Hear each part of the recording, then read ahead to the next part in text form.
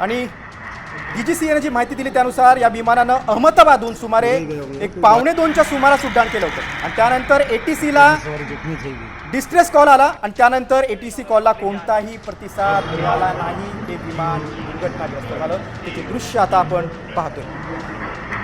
हे लगेचच विमानतळाच्या बाहेर जमिनीवर पडलं. अपघात स्थळावरून लगेच काळा धूर निघताना दिसला. धुराचे लोट आपल्याला आकाशात दिसले.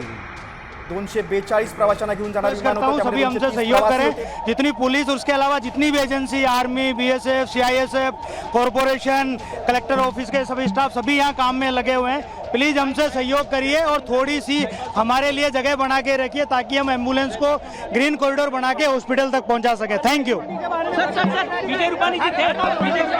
पहिल्या पोलिसांनी संवाद साधलाय माध्यमांशी. त्यांनी सांगितलंय की सहकार्य करा, सगळ्यांनी इथून गर्दी बाजूला करा जेणेकरून आम्ही जखमीपर्यंत लवकरात लवकर मदत कार्य पोहोचवू शकू.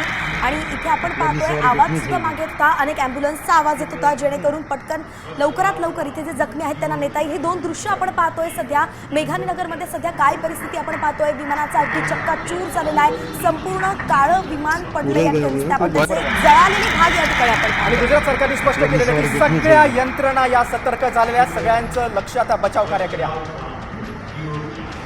एअर इंडियाचं विमान कोसळल्यानंतर अगदी गुजरात सरकारपासून तर केंद्र सरकार सर्वजण सतर्क झालेले आहेत. काही वेळापूर्वीच आपल्याला गुजरातच्या वरिष्ठ पोलीस अधिकाऱ्यांनी माहिती दिली त्यानुसार सगळ्या ज्या यंत्रणा आहेत त्या बचाव कार्याकडे लक्ष ठेवून आहेत. बचाव कार्य सुरू आहे.